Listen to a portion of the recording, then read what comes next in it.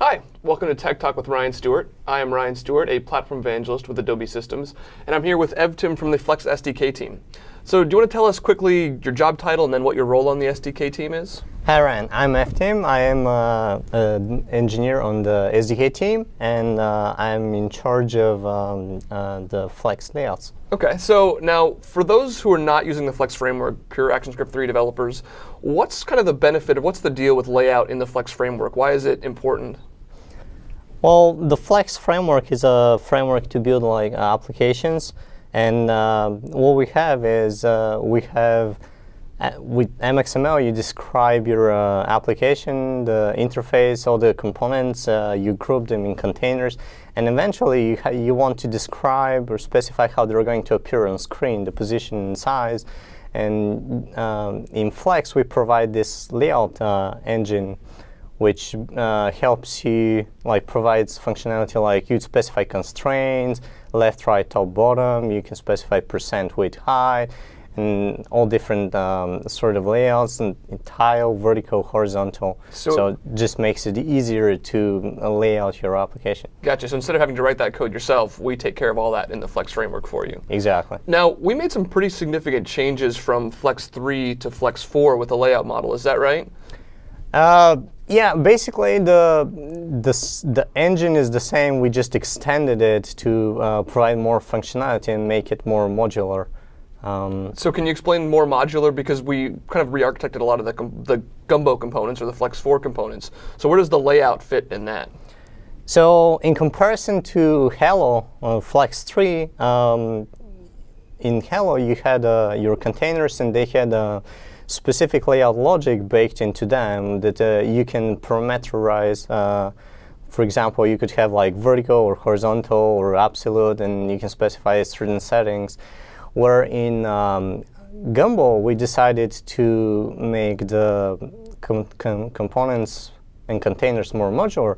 So what we did is we separated the logic of the layout from the containers themselves. And we provided the ability for the developers to create their own custom layouts. So you get the benefit of fewer containers. And what you can do is you can get a layout and assign it to a container and combine them in this powerful way. You can also create your own custom layouts and then assign them to existing containers. Or you can subclass a container and assign one of the existing layouts or any other combination. So in Flex 3, you would actually have to create an entire new custom component with a whole new layout if you wanted to get the same effect. But with Flex 4, you can just kind of swap out layouts as you go on the fly without having to rewrite the entire component. Is that right? Yes, exactly. And that's a good point that you're bringing up. You could, at runtime, swap a custom layout in one of your containers if you even want that. OK, so now I looked at a lot of the layout code, and there's a whole lot of math that goes on in there and a whole lot of kind of nitty-gritty details. But can you give us an idea, if someone wants to create a custom layout component or custom layout for a component, what kind of things should they be doing, or what kind of things should they look at to get started? Well, to get started, the layout, they should extend the layout base class. We have a base class. If you extend that class, that's the minimum requirement to be a Gumbo layout. And there are two very important methods, the measure method and the update display list method. In the measure method, the layout needs to run a pass through the elements of the container and measure their desired width or height, and set it as a desired width and height, also called measured width, measured height, to the container. Okay.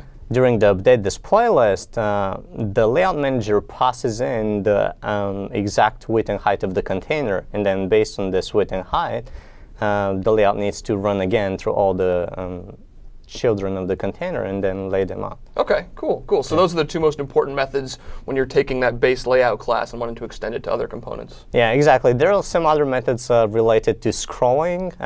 We support smooth scrolling now in Gumbo. OK. And there are some additional methods that you can override to get the stepped scrolling sizes, like page up, page down, up, down, left, right, and all those as well. OK, Cool. Great. Well, it sounds like there's going to be a lot of interesting stuff then for the layouts in Flex 4. So thank you very much for joining us.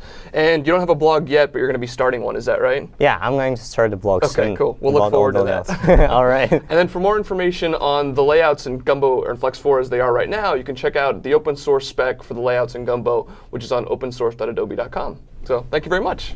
No problem. Now what we're going to do is going to take a look at some of the things that Evtim talked about to get you started building your own custom layouts for the Flex framework. What I've got here is basically just a simple group of objects. Notice that I can mix and interchange old Flex 3 components, new Flex 4 components, and some of the shapes. And we've got some basic layouts that we've always had. So I've got a horizontal layout, which if I run it real quick, looks exactly the way you would expect. The buttons are all active and I can use them. I can change the horizontal layout on the fly, or here in this code, to a vertical layout.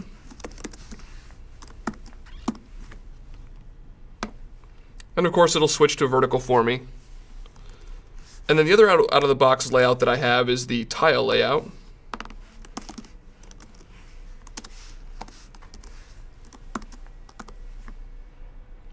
Which of course puts it in a set of rows and columns. So these are all pretty basic layouts, but let's take a look at the source for the Flex framework and look at maybe exactly what's going on under the hood here. So I've got the source for the Flex 4 SDK right here with me in TextMate, and what you'll notice is that the layout base, as Evtim mentioned, is the class that we're going to extend to create these custom layouts. And at the bottom are the two most important functions. We've got the measure function, which as Evtim mentioned, kind of lays things out and figures out the height and width for certain components. And then the update display list method, which is what actually renders it on the screen and lays things out the way we want them to. So if we take a look at something like the vertical layout class here, scroll down to the measure function, you can see there's a whole lot of information here in the measure class that actually gets things like the measured height, the measured width, the percent height, the percent width of those individual components as part of that group so that we can lay them out correctly on the screen. The other important function you'll need to override is the update display list function. And that actually goes through each element in that specific group and then figures out where it's supposed to be in relation to other elements and then renders it on the screen.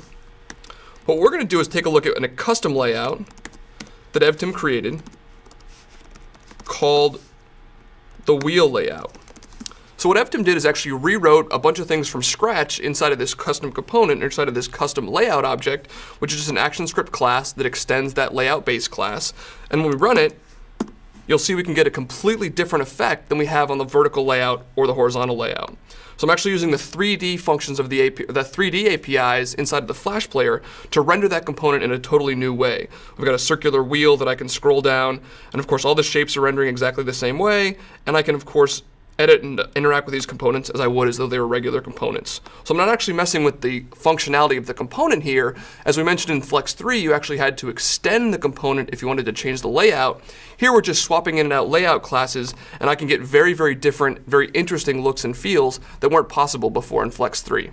So unfortunately, we don't have time to actually drill in and create your own custom components, but hopefully this has inspired you to get into more detail, maybe look at things. So if you want more information about the layout model in Flex 4, as I mentioned, you can go to opensource.adobe.com, and all the specs for the new Flex 4 layout model are there on the open source site.